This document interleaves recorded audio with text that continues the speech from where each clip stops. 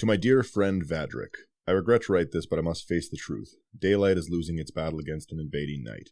This autumn in the provinces is crisper than usual, the harvest harsher. The night leaves a skin of frost on that pumpkin field and on the last clinging leaves of the Kissig woods. No tentacled horrors have been seen since the closing of the travails, and the keening mother slumbers peacefully behind the face of the moon. But I've heard farm folk whisper of a wrongness since that time, a misstep of the ticking hours, a bend in the shape of the darkness. I fear not all was put right after the travails. And on this world there are always those who will take advantage of darkness. Of course I hear the howls in the night. At first, Kessig called it a blessing from Sigarda that, since the travails, those howls always died out, lonely plaints to an uncaring moon. But more and more, the wolf sounds echo and multiply, full and strong and yearning, a chorus of savage throats.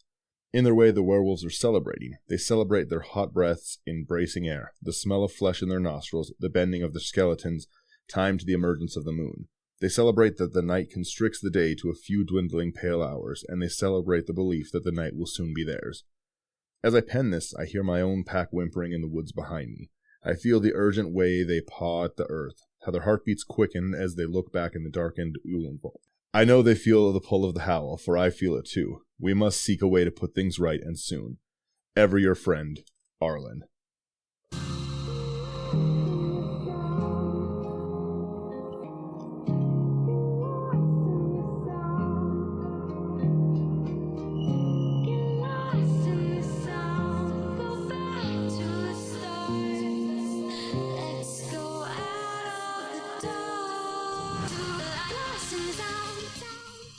Hello and welcome to Into the 99 podcast. Today, John and I are going to be talking about the Innistrad lore.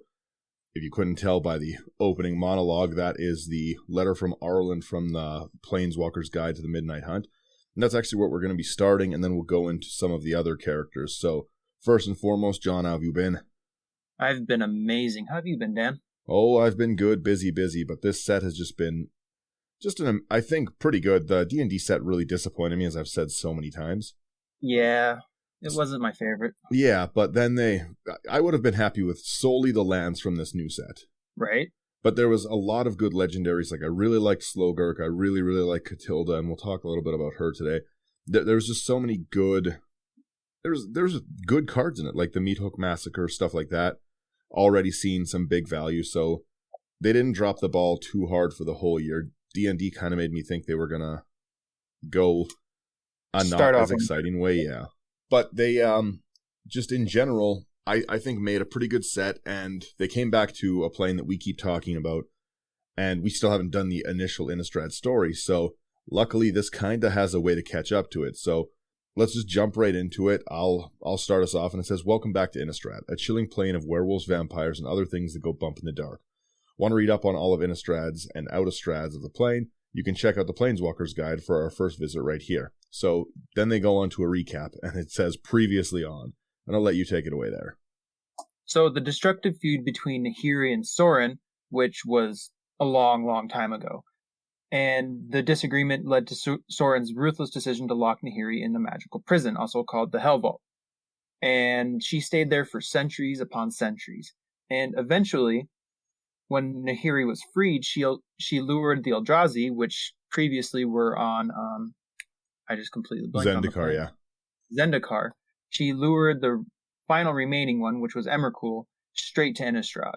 And in the presence of Emrakul, she brought upon, like, the full circle of eldritch horrors that Innistrad represents. Yeah, it just totally wrecked the plane in general. Yeah, I mean, even, like, the angels were bad. Sorin had to kill Avacyn, which was the archangel of everything and one of the best cards ever to come out of the white color pie. Well, and essentially the god of that plane. Exactly. And it took the Gatewatch and Emrakul becoming bored to defeat a single Eldrazi Titan, arguably the most powerful of the three. Well, and they didn't even, we've talked about it a little bit before, but they ddidn't even defeat the Titan. Emrakul possessed, what is her name? I'm drawing a blank. Tamiyo.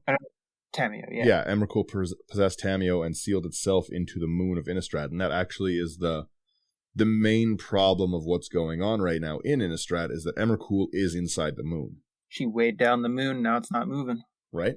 So they talk about the travails. You heard that in the opening speech I gave there. This is a horrific series of events, and it's now referred to by the populace as the travails. It carries with it a sense of well-mannered euphemism. No one wants to relive the horror of the time, so in polite conversation, you just come across, the travails and stuff. You don't want to give it the name, kind of like a Voldemort-esque event. Wait. Oh, here we are. There was actually one angel that survived, but we'll get to that later. I just realized that. Yeah, I was wondering why Lyssa was in the new set as well. I thought that's Glissa and the Transform Eldrazi card. Bruna and... Bruna, okay. Yeah, it was Bruna, Sigarda, Avacyn, and who was the other one? She's in the set. I pulled her. Let's check my box. No, Lyessa's the forgotten one. Yeah. But Bruna combines with someone, and I can't remember who it is. The Boros double and half damage. Oh, Gisela. Yep, Gisela. I'm pretty sure There we go. Yeah, Gisela Broken Blade. All right, we got through that one. So, while Emrakul's madness has dissipated, it's been replaced by a new uneasiness. The humans of Innistrad once again face the night without their protector, Avacyn. Now their thoughts turn to the past. Old traditions, old protections, old fears. They're doing some heresy on Innistrad. Uh-oh.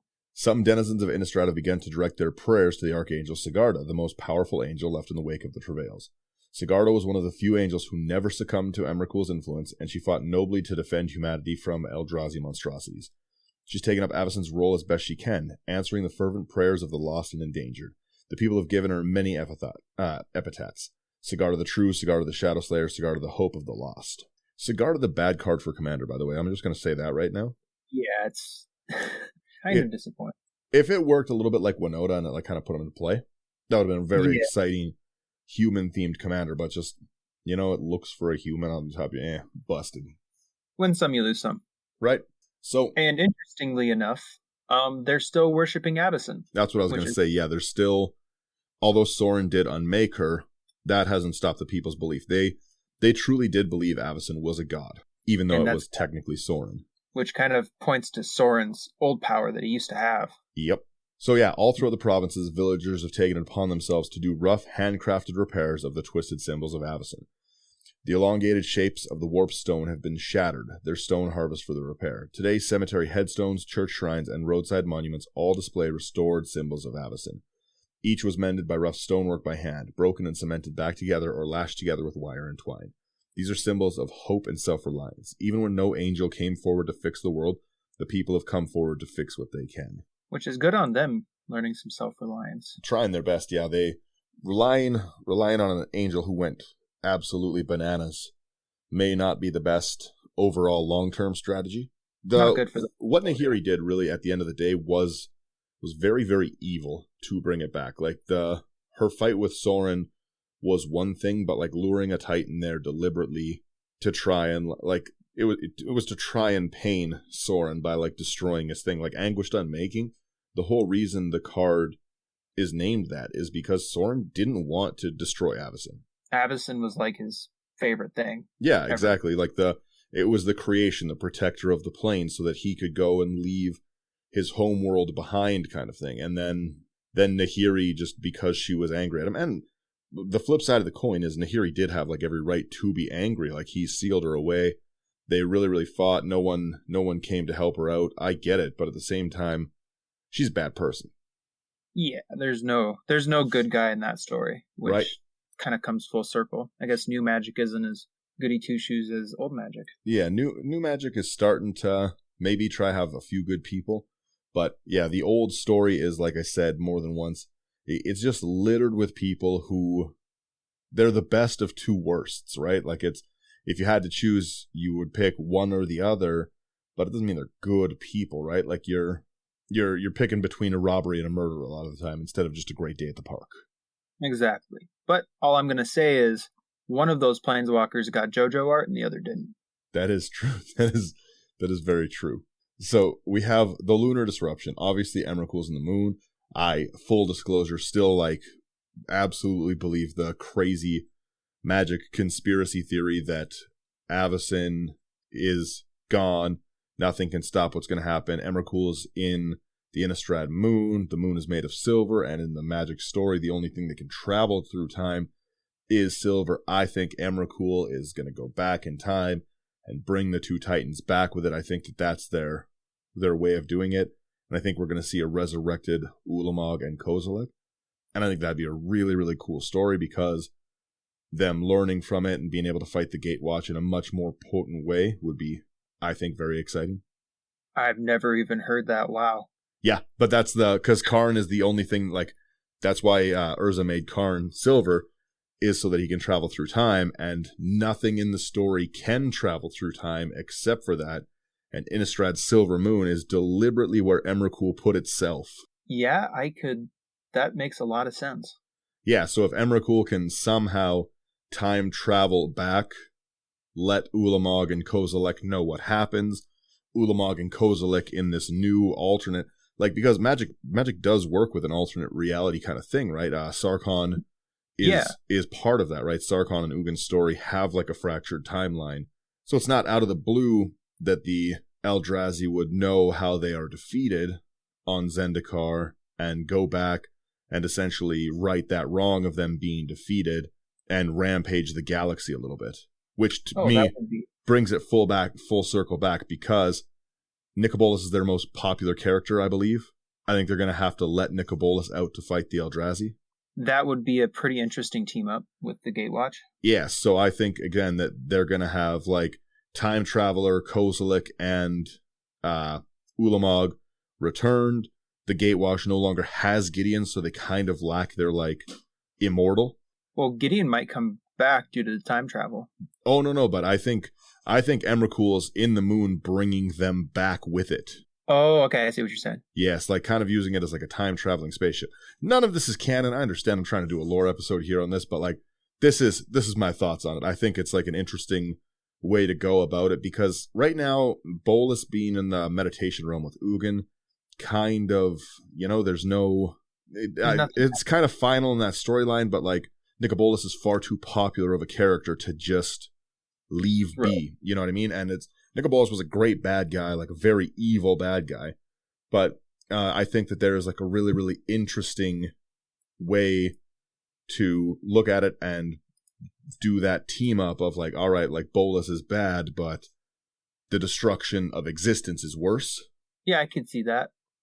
Yeah, that's kind of my thing. But anyways, the whole point I was talking about that is the lunar disruption. So once Emrakul was banished to the moon, by Emrakul, by the way, the great sigil on its face formed by the imprisonment spell eventually faded from view. However, the Eldrazi still resides there, slumbering quietly. Prominent astronomers in the Dawnheart Coven of Witches believe that the Cosmic Titan's residency in the moon might be related to Innistrad's newest problem, which obviously it is. Like, the whole point is, like, the night isn't going away, and Emrakul's in it. It's... That one's an easy one to piece together. Innistrad's day-night cycle is darkening. Sunlight is waning, the nights are getting longer and longer, and a chilly frost descends onto the world. More night means more attacks by werewolves, vampires, and other horrifying creatures who have vested interest in creating an eternal night. Such as, John? Oh, that would be Tovalar. He once led the Mondronan Howl Pack, and his and the other Howl Packs disbanded, chased off, and hunted down by the angels when Avacyn was freed. Now, in the growing darkness, since the travails, Tovalar has seen his chance to lead again. Driven by the fierce pride in werewolf kind, he seeks to unify all the Howl Packs under his rule. He stands for the freedom to embrace the savage beast within, and many werewolves have left their human homes to join him. Once he has a powerful pack behind him, he will stop the Dawnheart Coven and anyone else who wants to bring back the sun. So, yeah, he's not the best, but there's a new breed of werewolf that is also coming around, and that is called the Dire Strain. In human form, these werewolves are markedly tall, lanky folk with grim cast to their appearance. They distrust others, looking strangers up and down with their sunken, beady eyes. Somehow both suspicious and bored. In werewolf form, they grow far larger than any other werewolves. With legendary strength, they're capable of shredding stone with their claws and snapping bone with the slightest bite. And they're said to shrug off even the silver that they use to die. The Dire Strain werewolves are Tovalar's heavy hitters and the true powerhouses of his army. Why don't the Dire Strain werewolves just kill Tovalar and take over? Because Tovalar's the alpha. I mean, yeah, but like the new gen, so they should be able to outclass I still think Tovalar would beat his Dire Strains. Then we have the Hedge Witches. In the times before Avacyn, a smattering of covens and druidic cults conducted folk magic across the provinces. They practiced ancient hedge magic and natural rituals meant to yield crops, bring luck at weddings, and protect families from creatures of the night. Many of the practitioners of these traditions, called hedge witches or simply witches, were hermits and outcasts, but their traditions permeated the towns and villages as well. When Avacyn was created, villagers turned to her for protection, and reliance on the hedge magic waned. Hedge witch covens vanished or retreated into obscurity. Today, more residents of the provinces are turned back to traditions, and ancient covens are meeting once again, especially in Kessig and Nephalia. Which brings us to the Dawnheart Coven. One of the smaller covens of the Hedge Witches was known as the Dawnheart Coven. Is it Coven or it's Coven? Coven, yeah. Coven. A cabal dedicated to nature and community. In the last 2 years, they have begun meeting again under their leader, Tilda, with most of their members being from small towns around the Natter Knolls. They see signs of spirituality everywhere and are focused on reviving the ancient tradition of Harvesttide. So the Harvesttide brings us to what the whole set is about. So Midnight Hunt is essentially, like, the whole storyline is pretty much set in a very, very brief setting, and it's what this festival is, right? It's not a long, drawn-out story. It is just basically this festival, the Harvesttide Festival. It says, on a world where survival is never guaranteed, life is to be celebrated. Harvesttide was an ancient harvest festival, an annual celebration of life and community in the years before Avacinian churches. Villagers commemorated the yearly Harvesttide with feasting, dancing, songs, chants, mask-wearing bonfires, and wicker effigies. So basically a giant Burning Man, get together, celebrate the year, we've all harvested our crops, kinda. Well, just a real Amish banger. The Dawnheart Coven believes the festival is crucial to performing a ritual that restore the balance of day and night on Innistrad. The Ulenwald's trees glimmer with candles, lanterns, and magical sparklights. Streamers and ribbons decorate the branches. Travelers along the path towards Harvesttide can also see wicker floats with effigies of werewolves, zombies, vampires, and other fearsome creatures to be triumphantly and defiantly burned during the festival. So there has to be something more to the festival, which I think is right here. Yep. That is the Celestis, which brings back balance to the sun. Built by hedge witches centuries ago, the Celestis is an astronomical mechanism in the heart of the Uvenwald. Its purpose was to track the movements of the stars and the moon. Catilda and the Dawnheart Coven believe that she can use a spell to restore the day-night balance, but it's going to require activating the Celestis to do that. To do that, a mechanism called the Sun Gold Lock in the center of the Celestis needs to be joined with an enchanted blessed silver item called the Moon Silver Key. Fortunately, the Moon Silver Key has been lost for generations. So that's kind of like the general of what's going on. They are trying to get the key to unlock the Celestis. They think they can bring a day-night balance back with this very, very extreme festival and everything. So we're going to go a little bit more into some of like the major players in what's going on and just the events of what happens in it. So first and foremost, I want to talk about Catilda. So Catilda appears to be a young woman, but wise beyond her years. Her white hair is looped through the many branches of her headdress. The pale crescent and sphere painted on the dusk skin only serves to make her features blend in. She uses a large staff to perform her magic.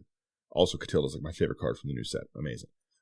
Early years. Catilda was a healer and teacher in the Kessig town of Averbruck, but when the town was destroyed years ago, she retreated to the Ulenwald forest, in an area of rocky caves called the Nether Knolls. She met hermits and witches who practiced ancient hedge magic. They soon decided to reform the Dawnheart Coven among the ancient forest deity Grin Danu, and 2 years later, Catilda had emerged as their leader. When the Dawnheart Coven first reformed, Catilda was at odds with a young acolyte, Sereth. Sereth is also one of the bad guys in the story. Sereth, the powerful head witch, believed that Gin Danu's power was not enough to restore Innistrad. She expressed a desire to worship additional gods, but the other witches were unflinching in their loyalty.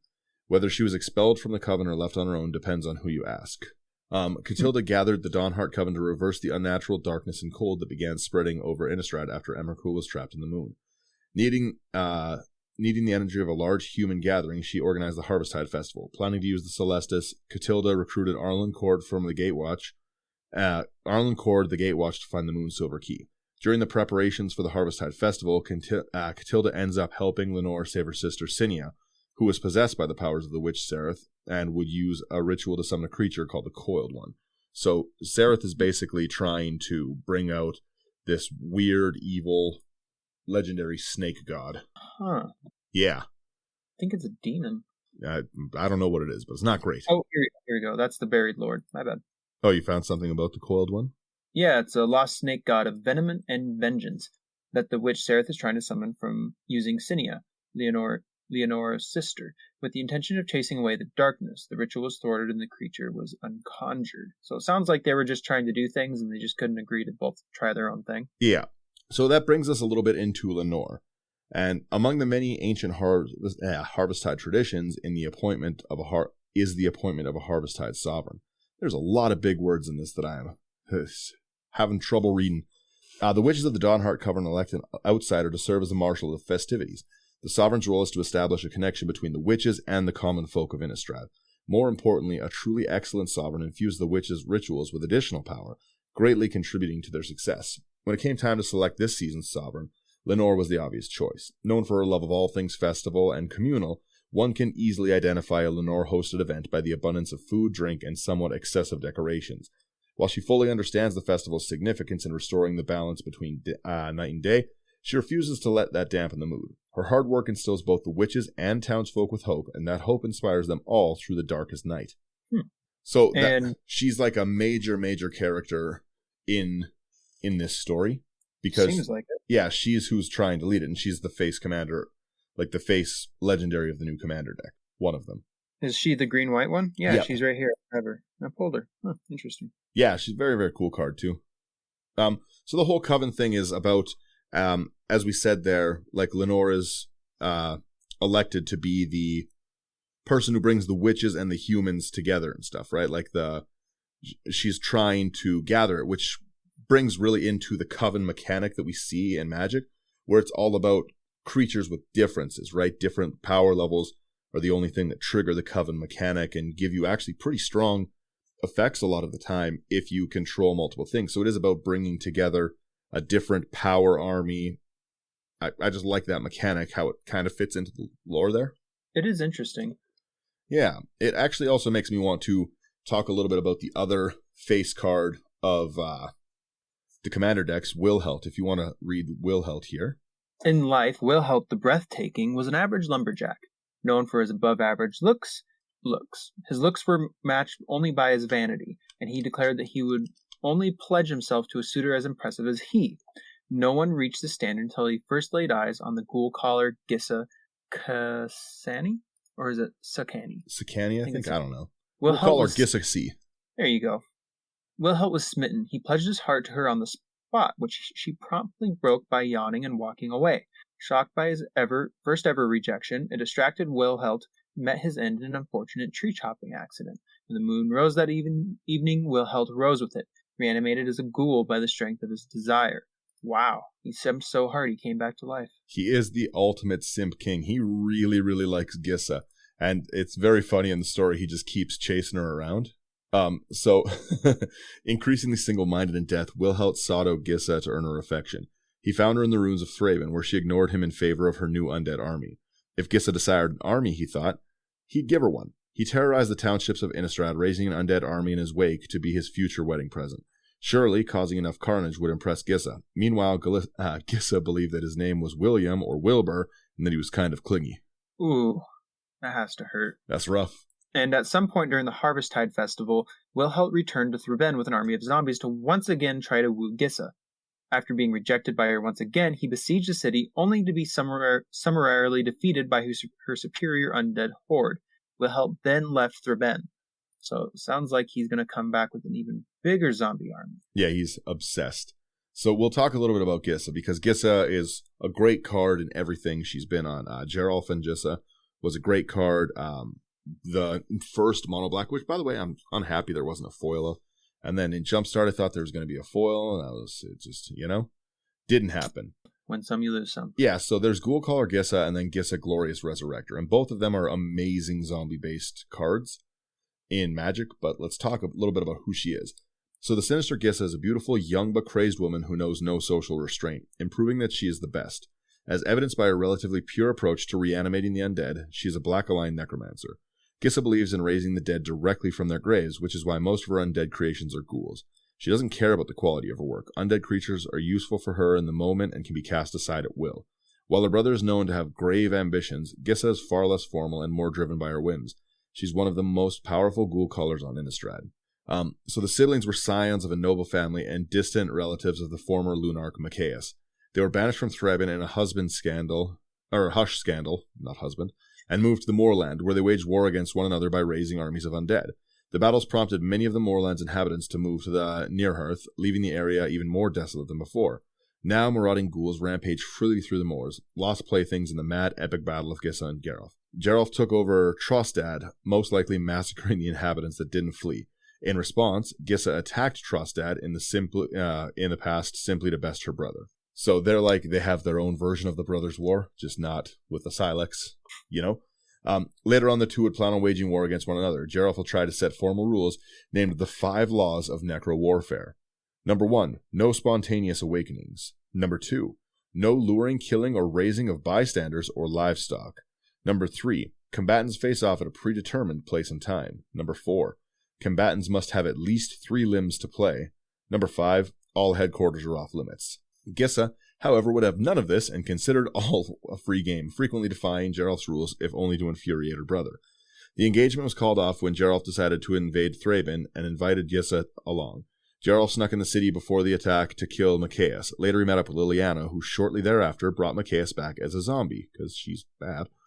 Gissa was left with the tending to the siege, having gained control of Geralf's scabs, along with her own conventional undead. The army broke the outer wall of the city before being pushed back by the fire, causing Gissa to abandon the siege. Odric, a champion of the church, captured Gissa and held her prison in Rider's Lock. Aftermath of the what was that, sorry? I just like that that Geralf tried to make a Geneva Convention for fighting with zombies. Yeah, for undead zombies, and she was having none of it. She's like, no, I'm bringing them when I want. But anyway, the aftermath you were talking about? Okay. Geralf sent a horde of scabs to set his sister free. Even though they hate each other, can't cross family. Mm-hmm. Although she stated afterward that she didn't need his help, she wanted to reinstate the war, but Geralf was occupied with creating what he called his masterpiece. Under the wing of the alchemist Ludovic, Gissa retreated to the manor of their parents, ruined by a fight of the siblings in their youth. She later revived her parents as zombies, but sent her father back into the ground. Bigger oof. She found a new friend in the lithomancer Nahiri, and provided the ghouls to build the Drownyard Temple. Okay, well, that's a point against Nahiri. Mm-hmm.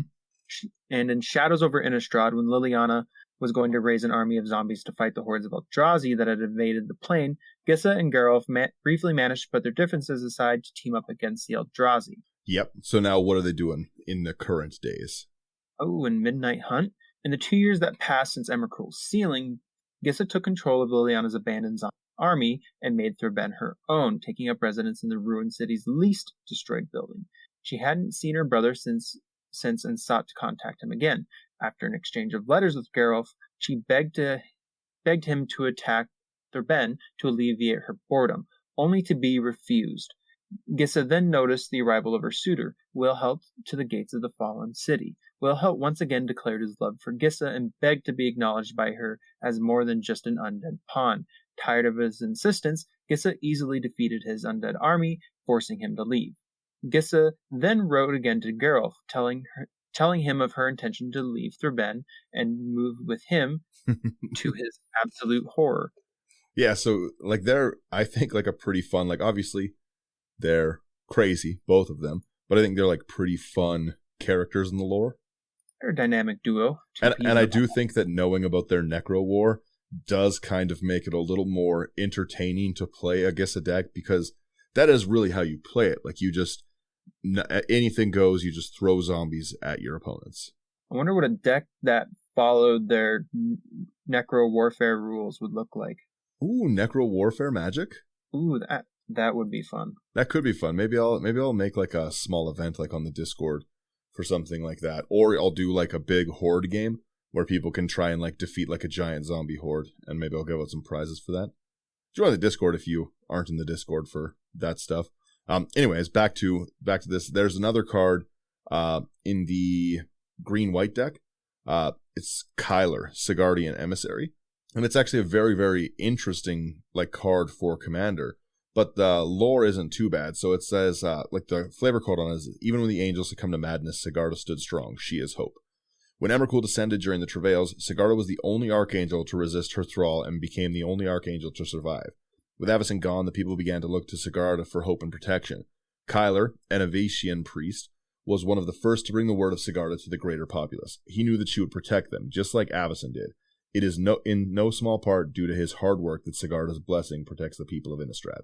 So he's just like kind of like the new Macias, like he's like almost the head of the church at the moment. What were they called? Lunarch? Yes. Yeah. So like there's a lot of entertaining characters on there.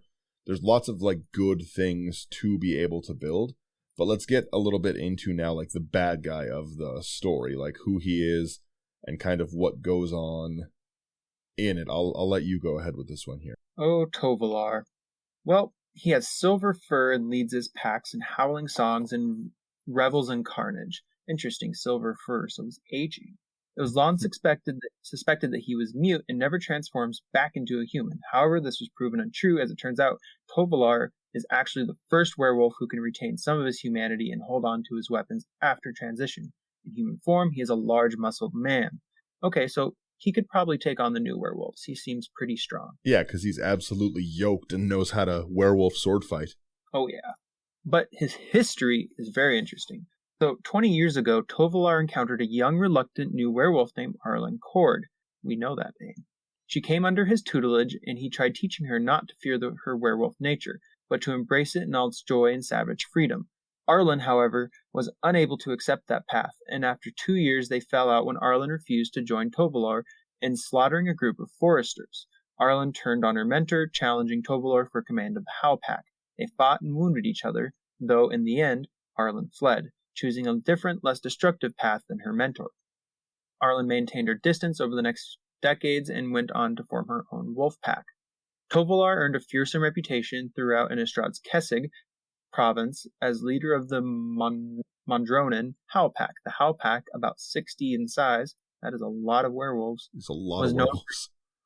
Was known for using a dark form of magic. They stayed away from civilizations, sticking to the farmlands, rural communities, and remote monasteries.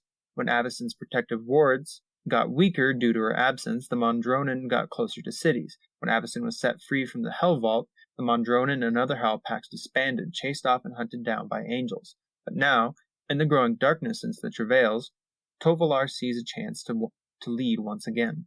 In his Midnight Hunt debut, in the 2 years since said travails, the Knights of Innistrad were inexplicably getting longer.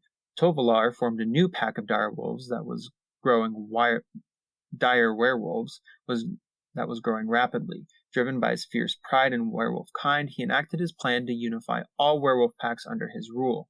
He stood for freedom, to embrace the savage beast within, and many werewolves left their human homes to join him. Once he has a powerful pack behind him, he believed that he could stop the Dawnheart Coven and anyone else who would want to bring back the sun. I think we already read that.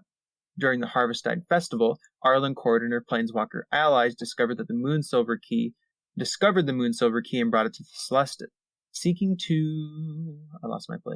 to enact a ritual at the height of the festival that would restore the balance between night and day. However, no sooner did Arlen arrive with the key than Tovolar launched an attack on the festival.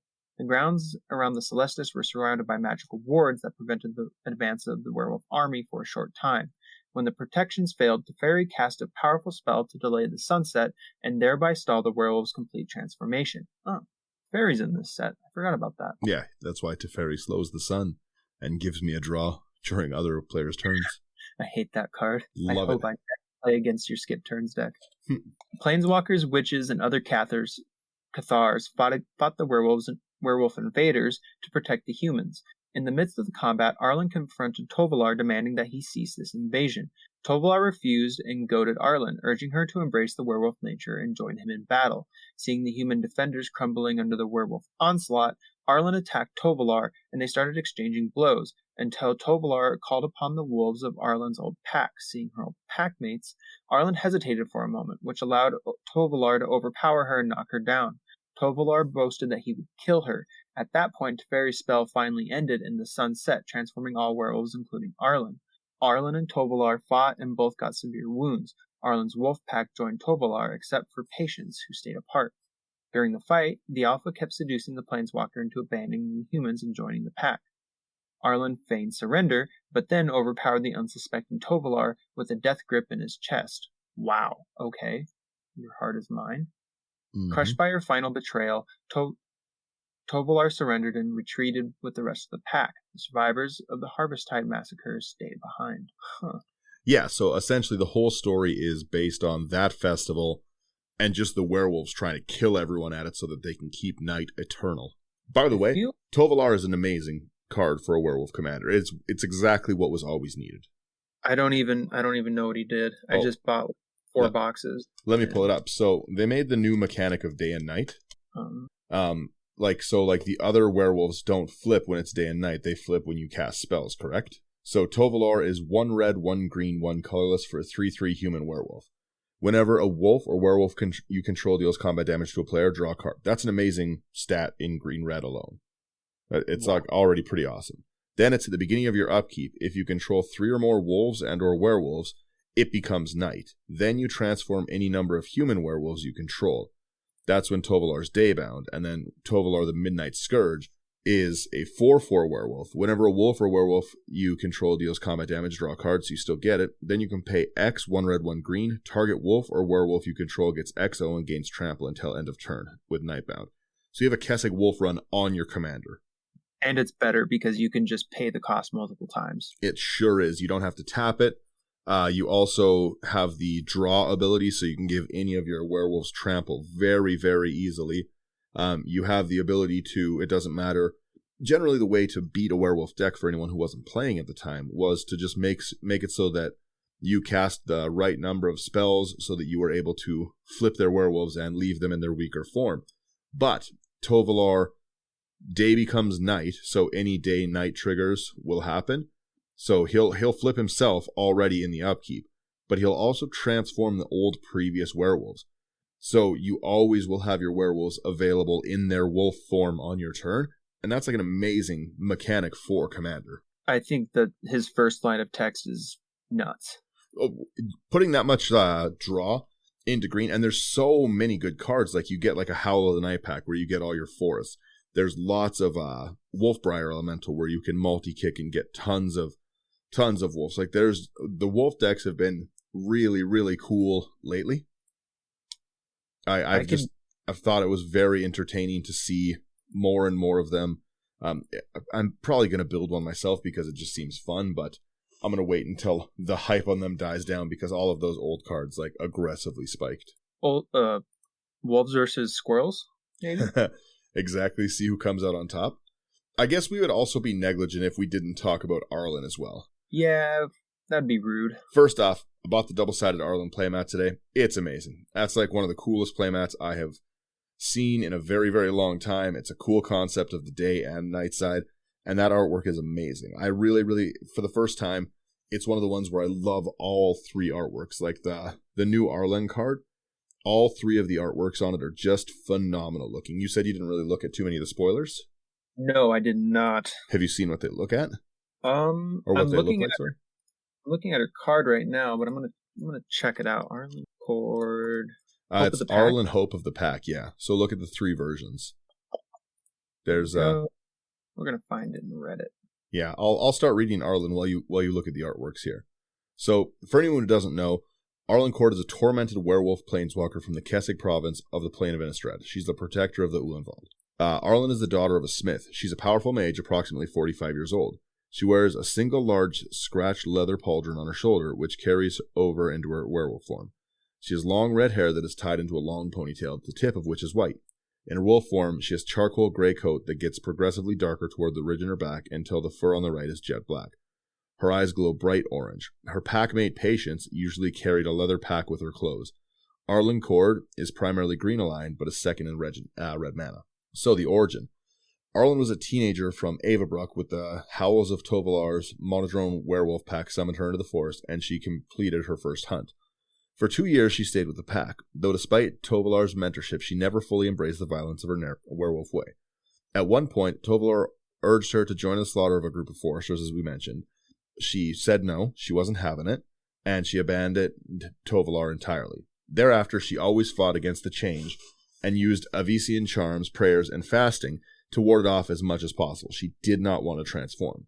She even studied magic in the Church of Aveston, while successfully hiding her curse from her teachers and mentor. The same day that she became an Archmage of Gold Knight, she and her peers were confronted by a horde of devils at Havengold. While fighting, she couldn't contain the change any longer, and she killed devils, several hierarchs, and an angel alike before her spark ignited and she found herself rampaging through the woods on another plane. To her horror, she regained her senses in the morning, but not her human form. For better or worse, the experience of retaining her human mind in wolf form gave her a new appreciation for the wild spirit that shared her body. The only way she could return to her human form was to planeswalk back to Innistrad, but now she finds that she controlled the transformation in both directions with relative ease. And though she is still horrified by the slaughter she wrought in the church, she's embracing the power she wields in wolf form as a natural complement to her magic. Above all else, Arlen was desperate to ensure the survival of her kind. She's come to think of herself as part of the pack, and in a world where Avacyn either had curse muted or killed hundreds of werewolves, and where the Angel's Church had launched a new inquisition more terrifying than anything they've ever done before, Arlen feared the lycanthropes of Innistrad could meet a very real and permanent end very soon. After the death of Avacyn, she reunited with the mages and Cathars of Gold Knight to fight together. Later, she was seen helping Thalia and her Cathars during the Battle of Thraben against Emrakul's hordes. In War of the Spark, Arlen was lured to Ravnica by the Interplanar Beacon and immediately became trapped there due to Bolas's use of the Immortal Sun. Alongside many other planeswalkers, she fought against the Eternal and Bolas's Dread Horde. During the invasion, the trapped planeswalkers, including Arlen, got together with Ravnica leaders to strategize. She was one of the few planeswalkers who chose to remain in Ravnica after Chandra disabled the Immortal Sun, helping the Gatewatch in their fight against Bolas. So as soon as the Immortal Sun was done, a bunch of people were like, I'm out, you guys deal with Bolas. I mean, I can see it, honestly. Bolas was a scary dude. I'll let you go on with Midnight Hunt here if you have it up. I have so many tabs open right now. I was just trying to buy that playmat, but they're sold out. Such a cool playmat, right? I'll read the Midnight Hunt one. So it's due to the presence of Emrakul sealed on the moon of Innistrad. The plane has been undergoing changes in the cycle of night and day. After hunting with her pack of direwolves, so like Red Tooth, Streak, Patience, and Boulder, she sets out to find Catilda, the leader of the Dawnheart Coven. Tovalar invites Arlen to join him and other werewolves in a massive human hunt in Kessig. Upon seeing the army gathered by Tovalar and listening to his proposal, she refuses and tries to attack him, but the wolves of her pack come between her and Tovalar. Arlen says goodbye to her wolves, who are now with Tovalar's pack, returns to Catilda, and agrees to help the warlock find the Moonsilver Key.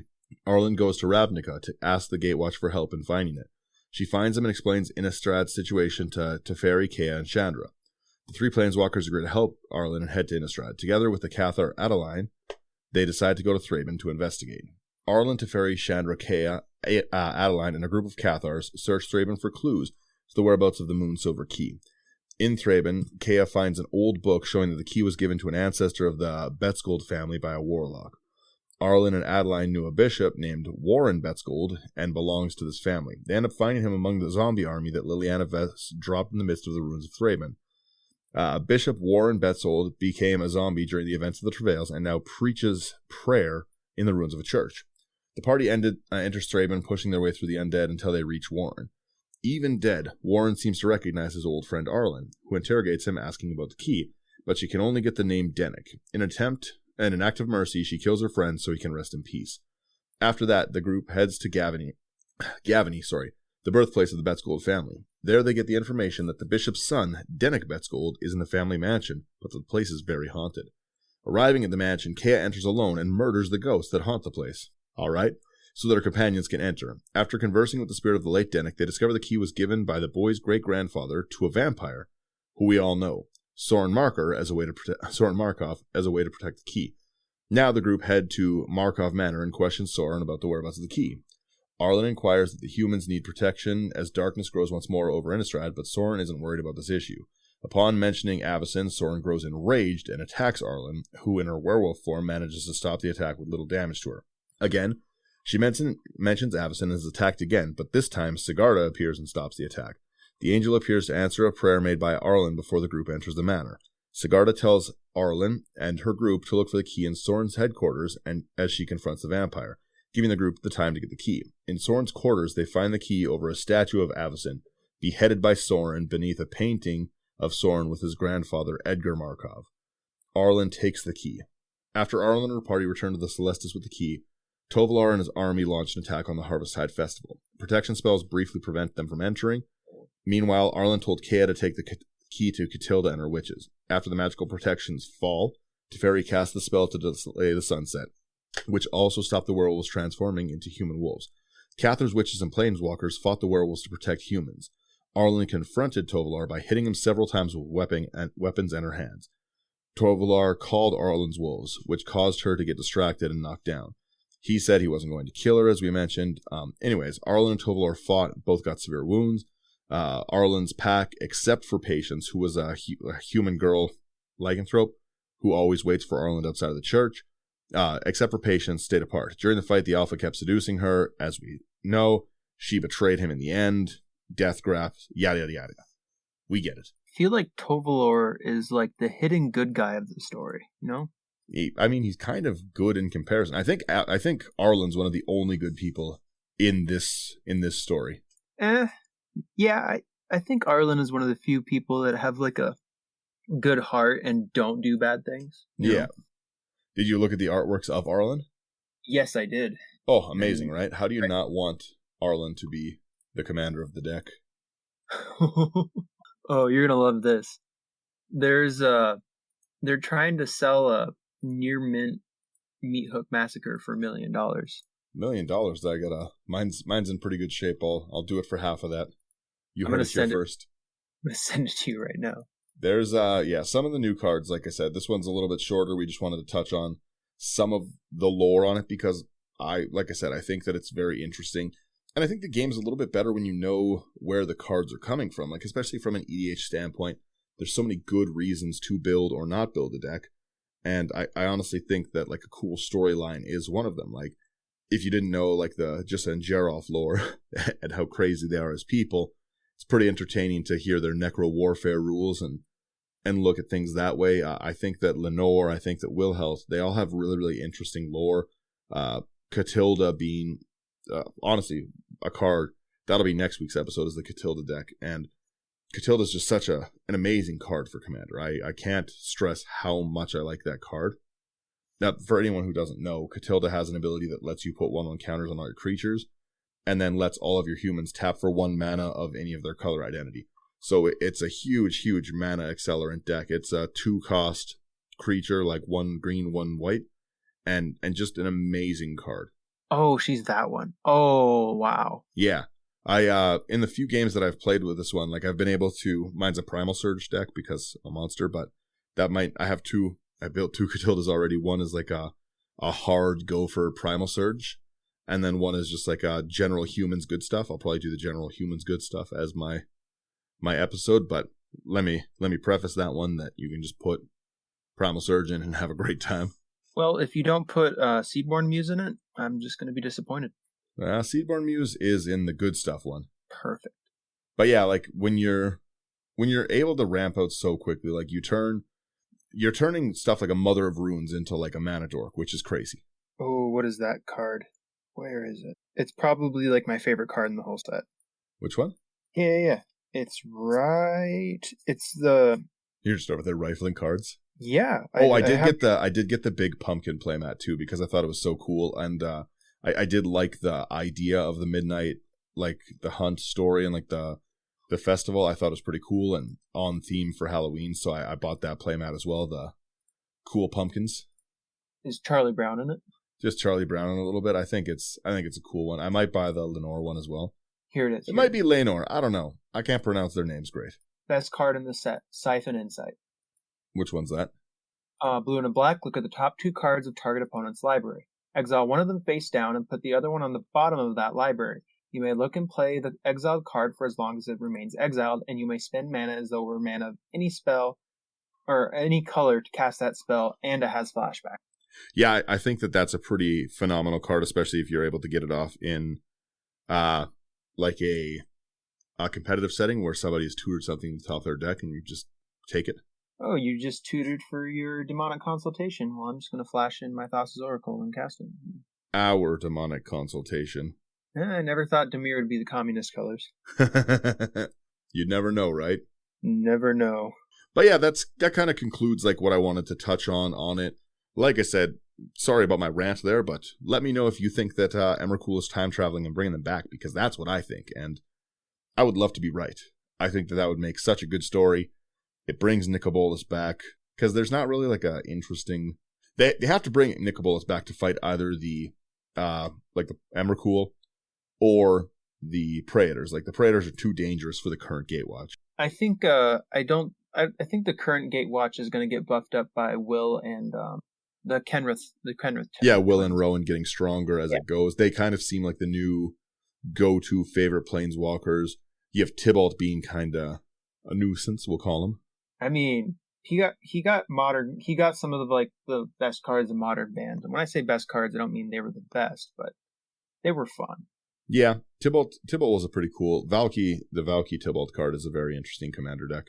I've been trounced by it more times than I would like to admit. Oh, I've been slapped around by my brother's Chaos-themed one. It hurts so deeply.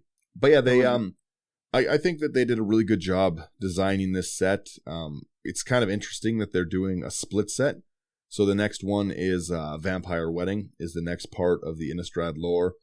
You didn't really see much of what was going on with the vampires here. You didn't see much of the Markovs or the Voldarens and stuff. So the new set is going to be focused more on that. If I'm correct, the Vampire Wedding is between Markovs and Voldarens, or is it? Yeah, that's what it is. I know that I'm pretty sure Olivia Voldaren is getting married. It might have been the Falconwraths that are getting married. It could be between those two. Because I saw something about Anjay. Yeah, Angie. I've seen so many people call it Anya. No. Yeah, it's Anya. There's a J in there, bud. I'll talk about the pronunciations all night. But yeah, no, like I said, let us know if you like this, like the lore of this.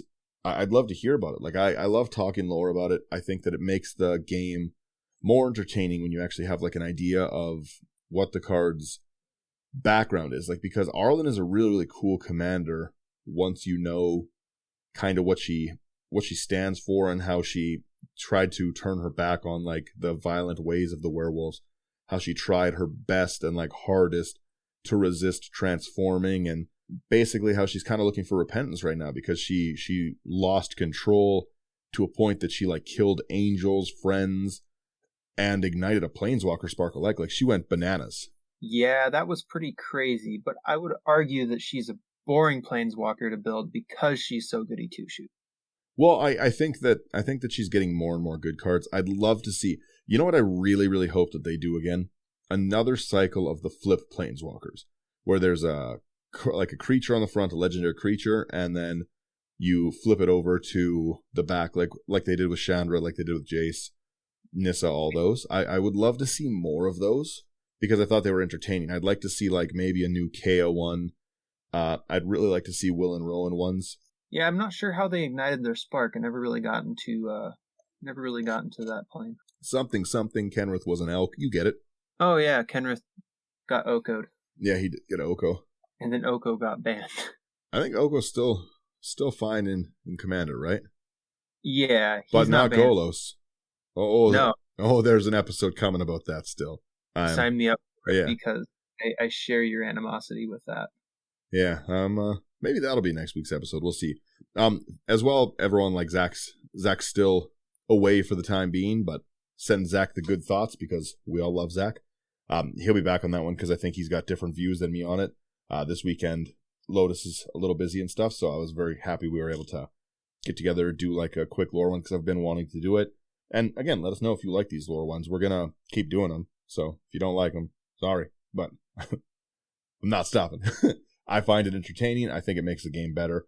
And with that, yeah, is there anything else you wanted to add to this Innistrad episode here, John? If you would like to hear old Innistrad lore, which I think is like fascinating.